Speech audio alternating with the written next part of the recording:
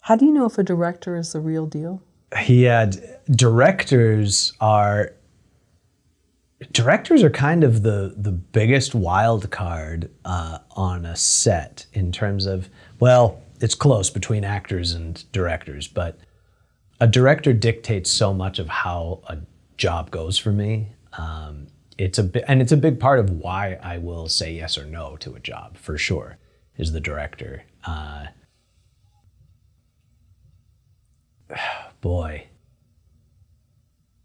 Well, I think going back to something we talked about earlier is I need to feel engaged and creatively engaged. And if I'm not, it might not be the right job for me. And the director is usually who dictates that. And sometimes that's because they want a ton of control. Sometimes it's because they don't know what they want at all. Or maybe their aesthetic is very different from mine. So I don't know that I'd think of it as like a good or a bad director. It's more about like a match. It's almost like a romantic partnership, you know? It doesn't mean if you are dating somebody, it doesn't mean it's that they are good or bad. It's just how well do you mesh with them? How does your communication work? What is your taste? What are you trying to get to when you're working on something? So it really does feel like a romantic partnership in a way, because it's pretty intimate and you are relying on each other and you're going to be around each other in very stressful situations when you're tired, you're hungry, you know, things aren't working out. How do you react? How do they react? And I've been very fortunate. I get along with most of the directors I work with, but I absolutely have had directors that I can tell like aren't very fond of, because there's, you know, my own joy and happiness, and sometimes the project itself that can only bring so much joy or happiness. But there are directors that like, I'm like, oh, this just isn't going great. Like, it's just not working out. And I do think my job is to serve them for the most part. And so I try to do my best, but it doesn't always work. But it's I don't know, there's a weird chemistry. You try to gauge up front as best you can, will this be a good match? But, you know, until you're in the trenches with somebody, you don't know how it'll be. What's the mark of a professional director that maybe a newer director, someone a little more green, won't have as many traits or practices, habits? Yeah, you know, directing's such an interesting one. There's a joke that you'll hear sometimes on set, like who has the least amount of experience on a set, and almost always it's the director. It's just the nature of getting to a directing position can be very, you know, sometimes it's who you know, sometimes you wrote a script and you're being, you know, who knows. And I think one of the things that has to be the most challenging for a new director or an inexperienced director is there's this big machine moving. And at this point, for somebody like me, like I have a lot more to learn, but I've been doing it for a long time. And so when we're looking at a scene and an actor's like, oh, actually, I don't want to sit here. I want to get up and I want to go stand by the window, is for some directors, that might freak them out completely. Because they don't know, they've made a plan, and then as soon as something breaks in the plan, be that an actor's decision or maybe bad weather or a location falls through or there's an equipment malfunction, is the ability to change and still, you know, whatever that intention of the scene is that you can still find it, but using none of what you planned.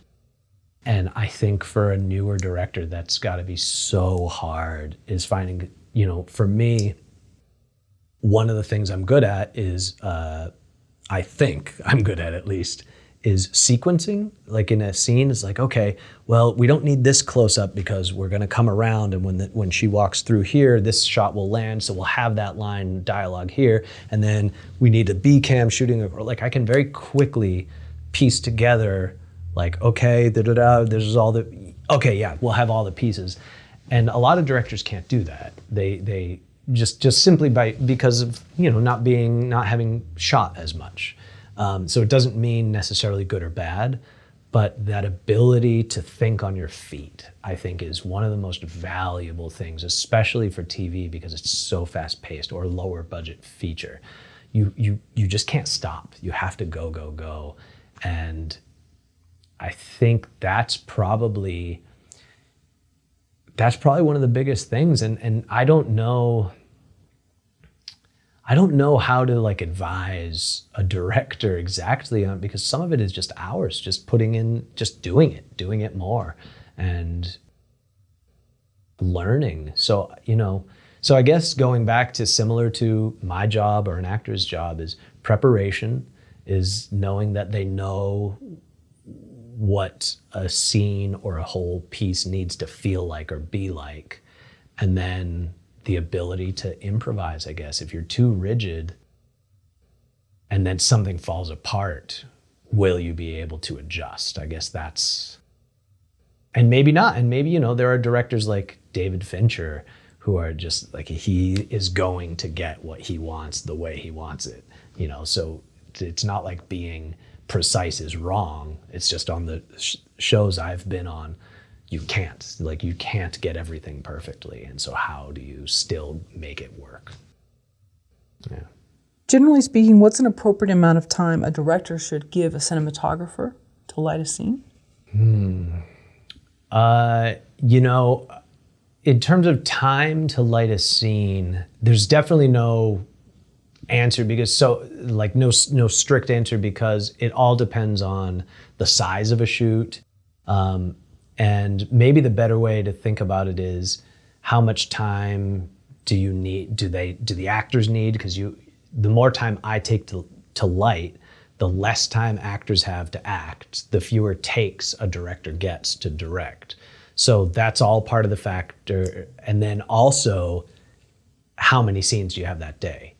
If you're in one location for the day and it's one time of day, one mood, then I can take a lot more time at the beginning of the day because we're never moving. But if we have to do 3 location moves that day, we need to start shooting as soon as possible. So it's kind of a big math problem, because I could light a scene for 2 years. Like, there's no such thing as like, okay, I'm done. Now it's perfect. I could go forever. And so the things that cause me to be like, all right, it's good enough, or whatever, is what else is in play. And there's an AD somewhere nearby that is like, hey, are you done? Like, there's somebody generally around. But it really depends on the scale, because if you can light a scene with no lights if you do the right time of day in the right location. That's it. If you plan it out, you're like, if we are here at 7:30 and the camera's ready to go, we need to shoot at 7:30, because by 8:30, the light's no good anymore. And then we have to come in and supplement it, and that'll take a whole hour or whatever. So every scene is a little different. You definitely fall into rhythms. Last show I shot,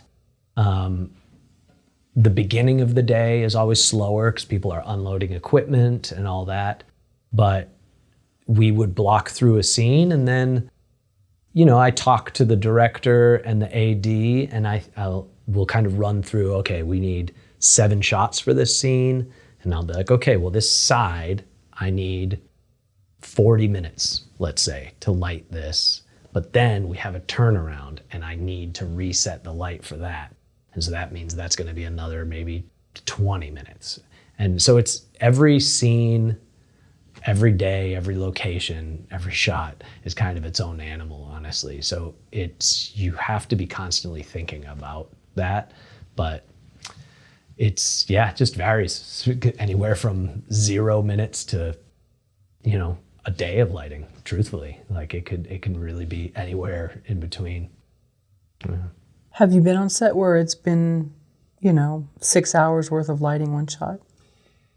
Well, so there are scenes, if there is a scene where, for instance, like a long oneer, like a steady cam that goes through a restaurant. We did that on my last show. There's a steady cam shot that starts in a parking lot.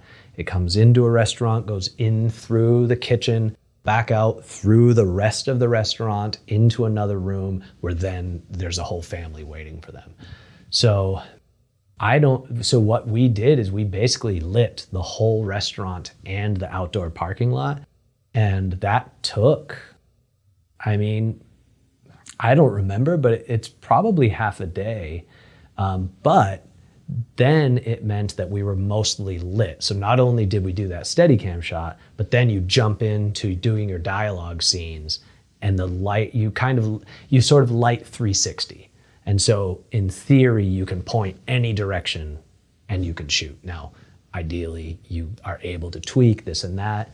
But if you can capture a lot of material or light a whole space, that's something I try to do when I can, is lighting a space a little more, because then it allows you, like, okay, we've gotten these shots, but now we bump in here, we don't need to tweak the light. Oh, we turn here, we don't need to tweak the light.